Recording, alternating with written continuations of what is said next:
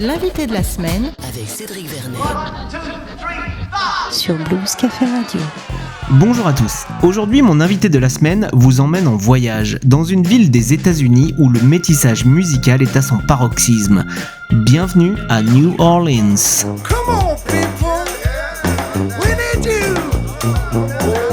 Stéphane Notary, bonjour. Bonjour Cédric.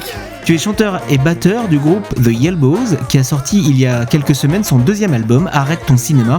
Et la première surprise quand on découvre ce disque, c'est l'apparition de textes en français. Comment s'est opérée cette bascule ? Ça faisait un petit moment que j'avais envie d'écrire en français, mais bon, tout le monde connaît la difficulté à chanter le français, surtout avec de la musique d'influence américaine. Souvent, les mots ne coulent pas aussi facilement qu'en anglais. Après quelques essais, on a réussi en tout cas à faire ce qu'on avait envie de faire sur une chanson, Jamais je ne t'oublierai. Ça a été un peu le déclic pour le reste des chansons. Alors après, évidemment, il y a eu beaucoup de ratés, des chansons qu'on n'a pas gardées en tout cas, des textes qu'on n'a pas gardés, qu'on a préféré chanter en anglais, mais quand même on a réussi à en garder 5 ou 6 et on est assez content avec ça. The Yelbows, c'est un groupe un peu foutraque et forcément les paroles sont pleines d'humour. Est-ce que c'était plus facile pour vous de faire passer ce deuxième degré, cet humour en français plutôt qu'en anglais ? Alors oui, effectivement, l'humour est quelque chose de très important pour moi dans les textes. C'est vrai qu'en anglais, quelquefois on se rend compte sur scène, notamment durant les concerts, que je n'arrive pas réellement à faire passer le message, peu de gens comprennent.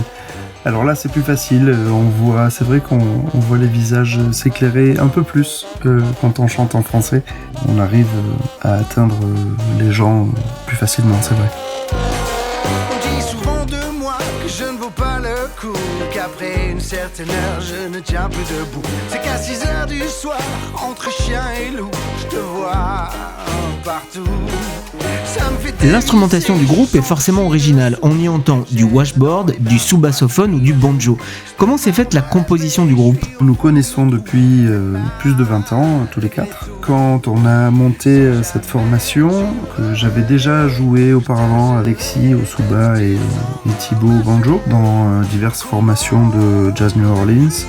Étant donné qu'on voulait monter donc un groupe dans cet esprit-là, c'était tout naturel qu'on joue cette rythmique-là ensemble en tout cas. Quant au quatrième larron, Mathieu Maigre, c'est une envie de ma part d'aller vers le trombone en fait, parce que j'adore la sonorité de cet instrument.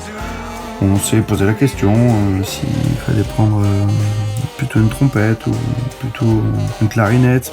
Le trombone est un son beaucoup plus plein pour moi et qui se rapproche pas mal de la voix. On connaissait aussi Mathieu donc depuis très très longtemps. La question ne s'est pas réellement posée longtemps. C'était une évidence qu'on joue tous les quatre. Je le disais en intro, The Yelbows puise ses influences dans la musique de la Nouvelle-Orléans. Alors comment est née cette passion et est-ce que c'était une passion commune à tous les membres du groupe ? Alors on va dire que c'est vrai pour les 3 autres membres du groupe, Alexis, Thibaut et Mathieu. Pas vraiment pour ma part au début en tout cas. Disons que c'est un style qui m'interpellait, mais je ne suis pas du tout spécialiste de la Nouvelle-Orléans. Les spécialistes sont plutôt Mathieu, Alexis et Thibaut d'ailleurs. D'ailleurs, c'est pour cette raison que je voulais absolument jouer avec eux, parce que, étant donné que ma culture vient plutôt du rock'n'roll ou de la pop même, c'était important pour moi de travailler avec eux qui connaissaient le style beaucoup mieux que moi. Mais je trouve cependant intéressant le mélange donc que ça donne. Il y a une instrumentation dans les Yelbows qui est carrément en Nouvelle-Orléans. Le style s'en rapproche beaucoup, mais il y a quand même une grosse touche rock'n'roll, je trouve.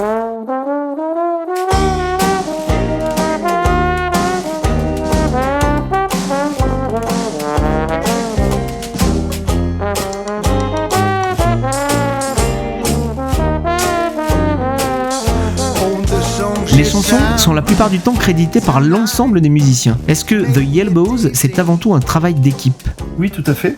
Alors on va dire que sur le premier album, ça s'est passé un peu différemment parce que je suis arrivé au début du projet avec des chansons qui existaient déjà, que j'avais déjà composées, qui étaient assez différentes les unes des autres. Donc il y en avait dans des styles plutôt blues, boogie, rock'n'roll ou même jazz.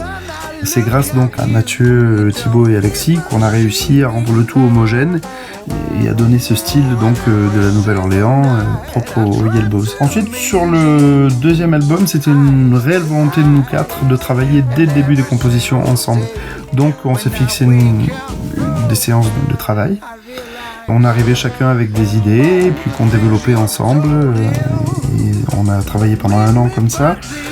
On en est sorti donc avec 25 ou 30 chansons qu'on a peaufinées petit à petit. Ensuite, il y a eu la période de confinement, donc on a continué à travailler à la maison grâce à Internet, chacun chez soi, à faire les pré-prod. À la sortie de tout ça, on était prêt à enregistrer l'album enfin. Donc on a tout fait à 4, sauf les textes que j'ai écrits presque tout seul. Je me suis fait aider de mon ami Paul Duchemin qui a une plume beaucoup plus aiguisée que la mienne. Qui que l'on soit, d'où que l'on vienne, les Yelbows, ça fait bouger la tête et donne des fourmis dans les pieds et vice versa, peut-on lire sur le site internet du groupe. Et justement, question faite, la Nouvelle-Orléans n'est pas en reste avec notamment la tradition des marching bands, ces groupes de cuivre qui déambulent dans la foule, notamment à l'occasion du Mardi Gras. Marching band, est-ce que c'est une formule que vous avez aussi envie de proposer ? Pour l'instant, non, mais c'est quelque chose qu'on risque de faire peut-être dans les prochains mois ou dans les prochaines années. On garde ça dans un coin de la tête en tout cas, parce que ça reste super excitant de jouer avec plein de musiciens autour de soi, et cette énergie sonore là, c'est hyper intéressant. Merci Stéphane Notary, on se quitte avec le titre Arrête ton cinéma qui a donné le nom à cet album que nous vous recommandons très très chaudement. À bientôt. Merci Cédric, et merci à Blues Café Radio. À très bientôt.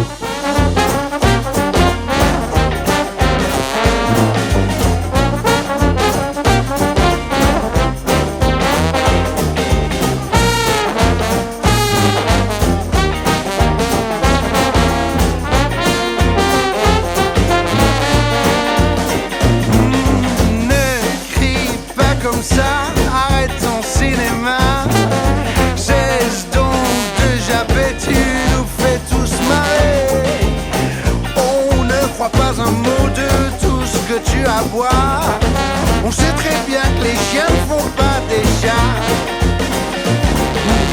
Langue de vipère, langue de bois, bras de fer à tour de bras, n'as-tu rien de plus original? Cri d'orfraie et d'enfant roi, d'autres l'ont fait avant toi. On finira par trouver ça normal. Arrête de surjouer, ton pacha. Garde ton agressivité pour tes fins de soirée. Les roquets à leur mémé, les fils à papa, leur coup d'éclat ne nous impressionne pas.